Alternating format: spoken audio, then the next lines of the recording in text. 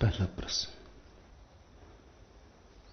आपने बताया कि जब अष्टावक्र मां के गर्भ में थे, उनके पिता ने उन्हें शाप दिया, जिसकी वजह से उनका शरीर 8 जगहों से आड़ा तिरछा हो गया।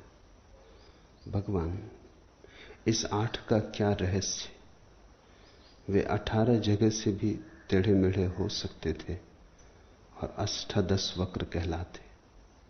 यह 8 का ही आंकड़ा क्यों? यह 8 का आंकड़ा अर्थपूर्ण है। ये छोटी छोटी कहानियां गहरे सांकेतिक अर्थ लिए। इन्हें तुम इतिहास मत समझना। इनका तथ्य से बहुत कम संबंध है। इनका तो भीतर के रहस्यों से संबंध है। 8 का आंकड़ा योग के अष्टांगों से संबंधित है।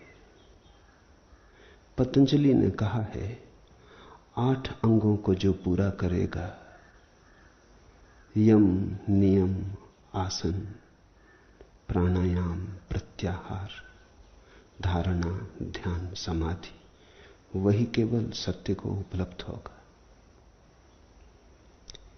ये पिता की नाराजगी, ये पिता का अभिशाप सिर्फ इतनी ही सूचना देता है कि वे 8 अंग जिनसे व्यक्ति परम सत्य को उपलब्ध होता है, मैं तेरे विकृत किए देता हूं। तुम्हें घटना फिर से याद दिला दूं। पिता वेद पाठी थे। वे सुबह रोज उठ के वेद का पाठ करते, ख्याति लब्ध थे, सारे देश में उनका नाम था, बड़े शास्त्रार्थी थे और अष्टावक्र गर्भ में सुनता। एक दिन अचानक बोल पड़ा गर्भ से कि हो गया बहुत, इस तोता रटन से कुछ भी न होगा। जाने बिना सत्य का कोई पता नहीं चलता। पढ़ो कितना ही वेद, शास्त्र सत्य नहीं है। सत्य तो अनुभव से उपलब्ध होता है। पिता नाराज हुए, पिता के अहंकार को चोट लगी। पंडित और पिता दोनों साथ साथ।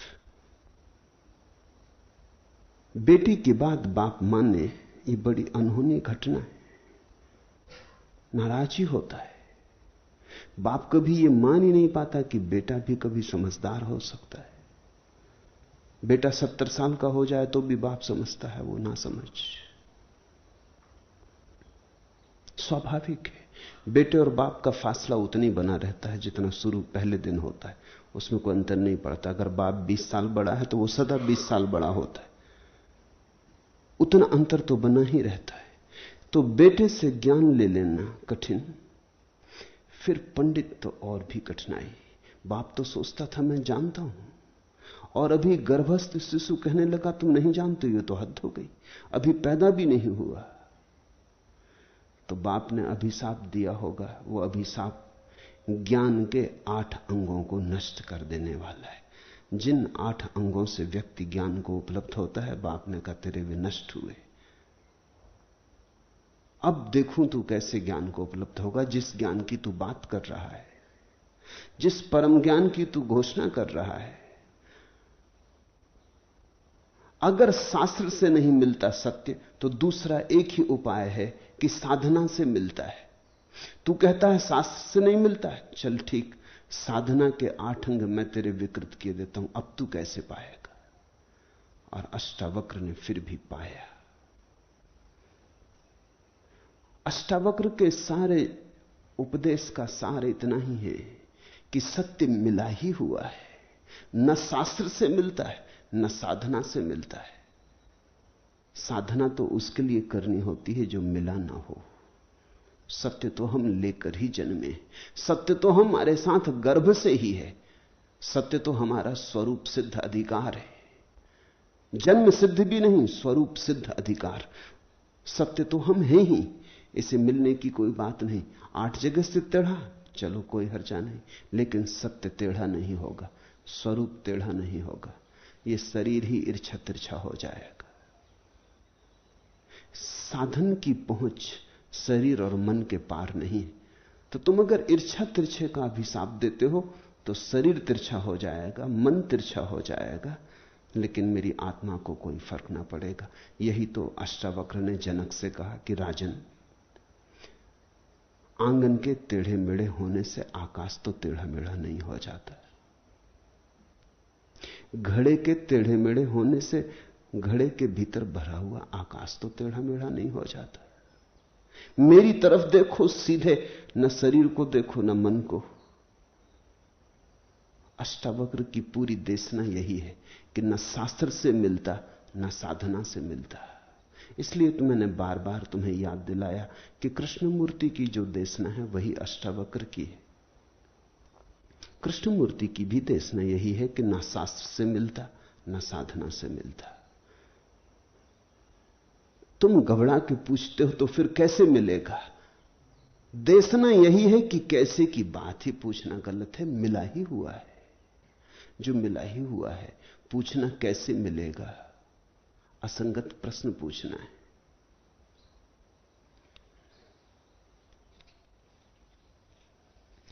सत्य के लिए कोई शर्त नहीं है, सत्य बेशर्त मिला है। पापी को मिला है, पुण्यात्मा को मिला है, काले को मिला है, गोरे को मिला है, सुंदर को, असुंदर को, पुरुष को, स्त्री को। जिन्होंने चेष्टा की उन्हें मिला है, जिन्होंने चेष्टा नहीं की उन्हें भी मिला है। किन्हीं को प्रयास से मिल गया है, किन्हीं को प्रसाद से मिल गया है। न तो प्रयास जरूरी है न प्रसाद की मांग जरूरी है, क्योंकि सत्य मिला ही हुआ है। खिलता है रात में बेला, प्रभात में सतदल, नहीं है अपेक्षित स्फुटन के लिए उजाला अंधेरा, जागे जिस क्षण चेतना वही सबेरा। बेला खिल जाता रात में, सतदल खिलता है सुबह प्रभात में। खिलने के लिए न तो रात है न दिन है।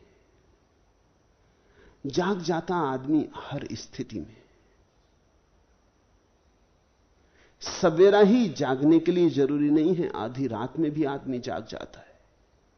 खिलता है रात में बेला, प्रभात में सतदल, नहीं है अपेक्षित स्फुटन के लिए उजाला अंधेरा, जागे जिस क्षण चेतना वही सबेरा। और जागना है तो जागने के लिए कुछ भी और करना जरूरी नहीं है, सिर्फ जागना ही जरूरी है। आंख खोलना जरूरी है। आंख की पलक में ही सब छिपा है, आंख की ओट में ही सब छिपा है। कभी तुमने देखा आंख में छोटी सी किरकिरी चली जाती, रेत का एक टुकड़ा चला जाता, कचरा चला जाता और आंख की देखने की क्षमता समाप्त हो जाती। ऐसे आंख हिमालय को भी समा लेती है। देखो जाके हिमालय को, सैकड़ों मील तक फैले हुए हिमशिखर सब आंख में दिखाई पड़ते। छोटी सी आंख ऐसे हिमालय को समा लेती, लेकिन छोटी सी ककरी से हार जाती। और ककरी आंख में पड़ जाए तो हिमालय दिखाई नहीं पड़ता, ककरी की ओट में हिमालय हो जाता है। जरा ककरी अलग कर देने की बात है। अष्टावक्र की देशना इतनी ही है कि जरा सी समझ, जरा सी पलक का खुलना, और सब जैसा होना चाहिए वैसा है ही। कुछ करने को नहीं है, कहीं जाने को नहीं है, कुछ पाने को नहीं है। खुले नैन से सपने देखो, बंद नैन से अपने। अपने तो रहते हैं भीतर, बाहर रहते सपने। नाम रूप की भीड़ जगत में भीतर एक निरंजन, सुरति चाहिए अंतर्द्रग को, बाहर द्रग को अंजन। देखे को अनदेखा कर रे, अनदेखे को देखा। क्षर लिख लिख तू रहा निरक्षर, अक्षर सदा अलेखा। समझो, खुले नैन से सपने देखो, बंद नैन से अपने। अपने तो रहते हैं भीतर, बाहर रहते सपने। जो भी बाहर देखा है सपना है। अपने को देखना है तो भीतर। जो भी बाहर देखा उसे अगर पाना चाहा तो बड़ी दौड़ दौड़नी पड़ेगी, फिर भी मिलता कहां। दौड़ पूरी हो जाती, हाथ कुछ भी नहीं आता। संसार का स्वभाव समझो, दिखता है सब, मिलता कुछ भी नहीं। लगता है ये रहा, जरा ही चलने की बात है, थोड़ा प्रयास और, जैसे क्षितिज छूता है, लगता है कुछ मील का फासला है, दौड़ जाएंगे, पहुंच जाएंगे। आकाश और जमीन जहां मिलती वो जगह खोज लेंगे, फिर वहां से आकाश में चढ़ जाएंगे, लगा लेंगे सीढ़ी, बना लेंगे अपना बेबीलोन, स्वर्ग की सीढ़ी लगा लेंगे। मगर कभी वो जगह मिलती नहीं जहां आकाश पृथ्वी से मिलता है, बस दिखता है कि मिलता है। आभास, जिसको हिंदुओं ने माया कहा है। प्रतीत तो बिल्कुल होता है कि यह दिखाई पड़ रहा है आकाश मिलता हुआ, होगा 10 मील, 15 मील, 20 मील, थोड़ी यात्रा है। लेकिन तुम जितने क्षितिज की तरफ जाते हो उतना ही क्षितिज तुमसे दूर चलता चला जाता। दिखता सदा मिला मिला, मिलता कभी भी नहीं। खुले नैन से सपने देखो, बंद नैन से अपने। अपने तो रहते हैं भीतर, बाहर रहते सपने। बाहर लगता है मिल जाएगा और मिलता कभी नहीं, और भीतर लगता है कैसे मिलेगा और मिला ही हुआ है। ठीक संसार से विपरीत अवस्था है भीतर की। संसार देखनी हो तो आंखें बाहर खोलो, सत्य देखना हो तो आंखें भीतर खोलो। बाहर से आंख बंद करने का कुल इतना ही अर्थ है कि भीतर देखो। नाम रूप की भीड़ जगत में भीतर एक निरंजन। सुरति चाहिए अंतर्द्रक को, बाहर द्रक को अंजन। बाहर ठीक ठीक देखना हो तो आंख में हम काजल आंचते, अंजन लगाते। बुढ़िया का काजल लगा लेते ना। बाहर ठीक ठीक देखना हो,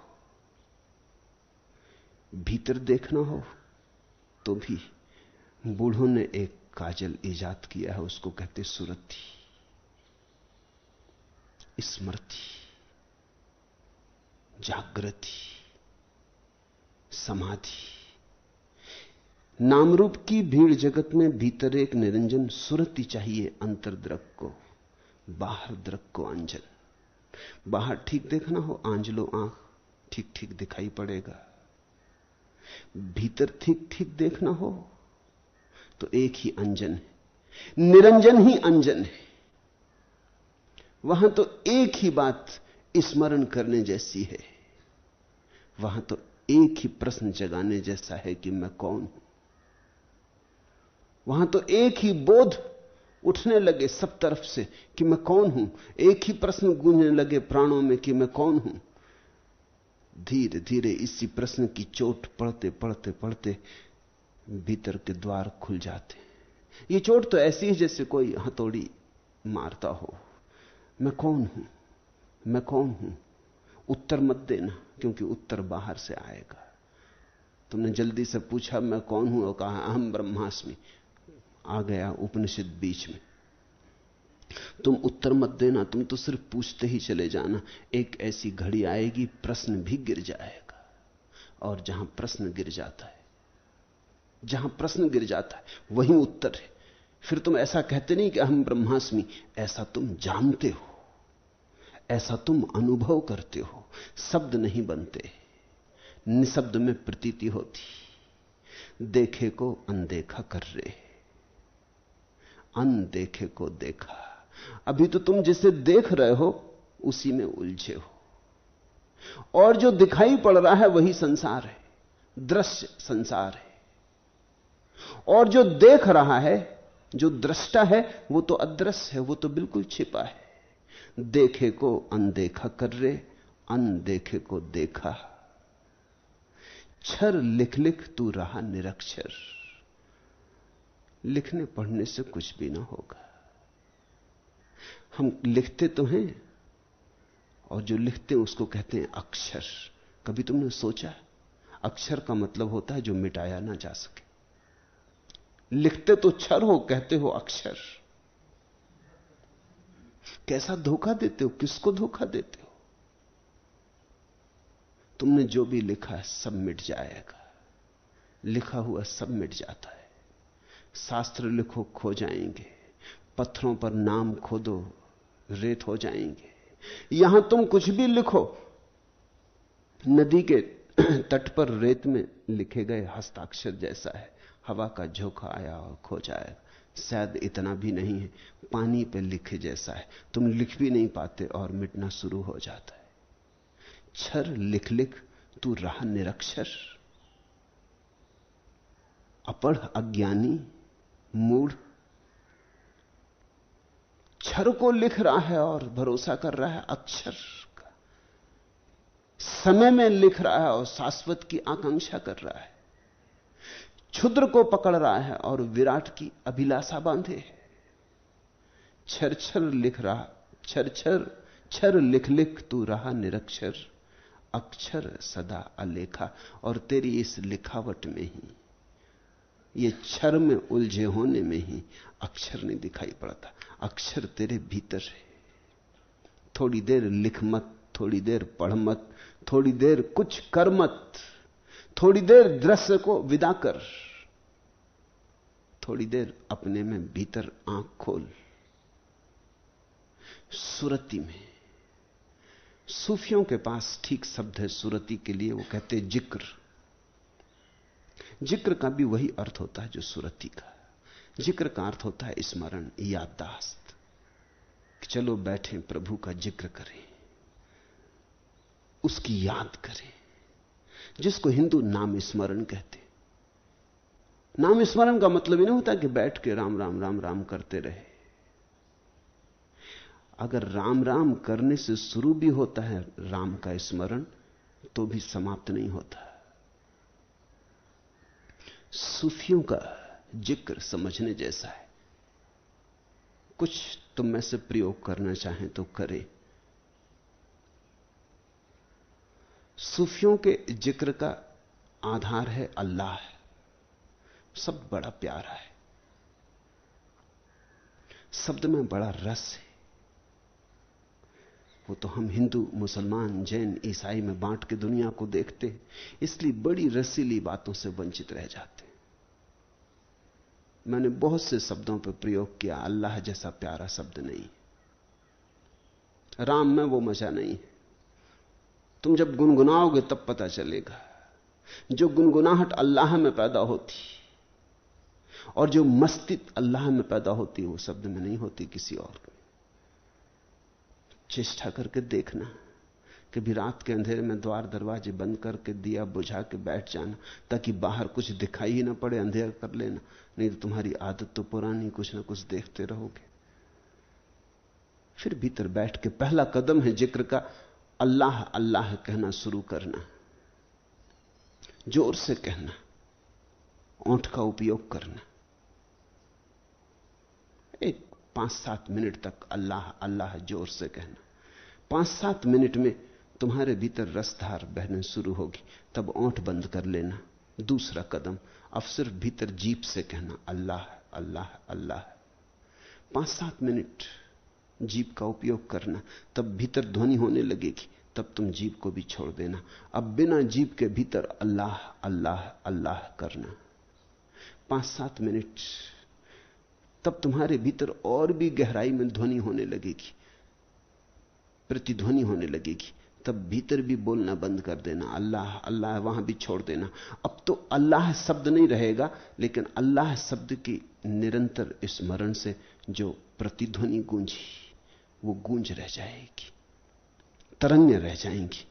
जैसे वीणा बजते बजते अचानक बंद हो गई, तो थोड़ी देर वीणा तो बंद हो जाती, लेकिन श्रोता गदगद रहता, गूंजती रहती। ध्वनि धीरे धीरे धीरे धीरे धीरे शून्य में खोती। तो तुमने अगर 15-20 मिनट अल्लाह का स्मरण किया, पहले ओंठों से, फिर जीभ से, फिर बिना जीभ के, तो तुम उस जगह आ जाओगे जहां 2-4-5 मिनट के लिए अल्लाह की गूंज गूंजती रहेगी। तुम्हारे भीतर जैसे रोआ रोआ अल्लाह करेगा। तुम उसे सुनते रहना। धीरे धीरे वह गूंज भी खो जाएगी, और तब जो शेष रह जाता है वही अल्लाह है। तब जो शेष रह जाता है वही राम है। शब्द भी नहीं बचता, शब्द की अनुगूंज भी नहीं बचती, एक महाशून्य रह जाता है। सुरति, राम शब्द का उपयोग करो उससे भी हो जाएगा, ओम शब्द का उपयोग करो उससे भी हो जाएगा, लेकिन अल्लाह निश्चित ही बहुत रसपूर्ण है। और तुम सूफियों को जैसी मस्ती में देखोगे इस जमीन पर, तुम किसी को वैसी मस्ती में ना देखोगे। जैसे सूफियों की आंख में तुम शराब देखोगे, वैसे किसी की आंख में ना देखोगे। हिंदू सन्यासी ओमकार का पाठ करता रहता, लेकिन उसकी आंख में नशा नहीं होता, मस्ती नहीं होती। अल्लाह शब्द तो अंगूर जैसा है, उसे अगर ठीक से निचोड़ा तो तुम बड़े चकित हो जाओगे। तुम चलने लगोगे नाचते हुए, तुम्हारे जीवन में एक गुनगुनाहट आ जाएगी। सुरति, जिक्र, नाम स्मरण, नाम कुछ भी हो, नाम रूप की भीड़ जगत में भीतर एक निरंजन। सुरति चाहिए अंतर्द्रग को, बाहर द्रग को अंजन। देखे को अनदेखा कर रे, अनदेखे को देखा। क्षर लिख लिख तू रहा निरक्षर, अक्षर सदा अलेखा। और वो जो भीतर छिपा है वो हम लेकर ही आए हैं, उसे कुछ पैदा नहीं करना, उघाड़ना है, आविष्कार करना है। ज्यादा तो ठीक होगा कहना पुनर्आविष्कार करना, रीडिस्कवरी। भीतर रखे रखे हम भूल ही गए हैं हमारा क्या है, अपना क्या है। सपने में खो गए हैं, अपना भूल गए। सपने को थोड़ा विदा करो, अपने को थोड़ा देखो। अनदेखा दिखेगा, अलेखा दिखेगा, अक्षर उठेगा। अष्टावक्र के 8 अंगों के टेढ़े हो जाने की कथा का कुल इतना ही अर्थ है कि सुरति में कोई बाधा नहीं पड़ती। अंग टेढ़े हैं कि मेढ़े, तुम बैठे कि खड़े। तुमने देखा अलग अलग आसनों में परम ज्ञान उपलब्ध हुआ। महावीर गौ 2 आसन में बैठे थे, बड़े मजे की बात है। जैनी बहुत चिंता नहीं करते कि क्या हुआ, गौ 2 आसन में बैठे कर क्या रहे थे। गौ 2 आसन का मतलब है जैसे कोई गाय को दोहते वक्त बैठता, न तो गाय थी न दोहने का कोई कारण था उनको। गौ 2 आसन में बैठे थे, उस वक्त उन्हें परम ज्ञान उपलब्ध हुआ। अब गौ 2 आसन कोई बहुत सुंदर आसन नहीं है, तुम बैठ के देख लेना। बुद्ध तो कम से कम भले ढंग से बैठे थे, सिद्धासन में बैठे थे। महावीर गौ 2 आसन में बैठे। महावीर आदमी ही थोड़े अनूठे, नंग धड़ंग गौ 2 आसन में बैठे, तब उन्हें परम ज्ञान उत्पन्न हुआ। शरीर तिरछा हो कि ईर्छा, छोटा हो कि बड़ा, ऐसा बैठे कि वैसा नहीं, आसन से कुछ लेना देना नहीं।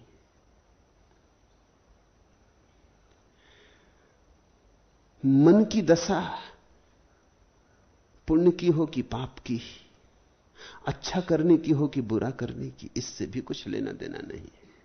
अष्टावक्र का मौलिक सूत्र केवल इतना है कि तुम अगर साक्षी हो सको, तिरछा शरीर है तो तिरछे शरीर के साक्षी, और मन अगर पाप में उलझा है तो पाप में उलझे मन के साक्षी। तुम अगर साक्षी हो सको, दूर खड़े होकर देख सको शरीर और मन को, तो घटना घट जाएगी। 8 अंगों से टेढ़े होने का अर्थ है योग के अष्टांगों का कोई उपाय ना था। तुम पक्का समझो, अगर अष्टावक्र किसी योगी के पास जाते हो, कहते कि मुझे योग में दीक्षित करो, तो वो हाथ जोड़ लेता, कहता महाराज आप हमें क्यों मुसीबत में डालते, ये नहीं हो सकता। आप और योगासन कैसे करेंगे? एक अंग सीधा करने की कोशिश करेंगे, 7 अंग तिरछे हो जाएंगे। इधर संभालेंगे उधर बिगड़ जाएगा। कभी ऊंट को योगासन करते देखा है? अष्टावक्र भी कोई योगी उनको अपनी योगशाला में भर्ती नहीं कर सकता था, उपाय ही न था। ये तो केवल सूचक कथा है। ये कथा तो ये कहती है कि ऐसे 8 अंगों से टेढ़ा व्यक्ति भी परम ज्ञान को उपलब्ध हो गया, चिंता मत करो, देह इत्यादि में बहुत उलझे मत रहो।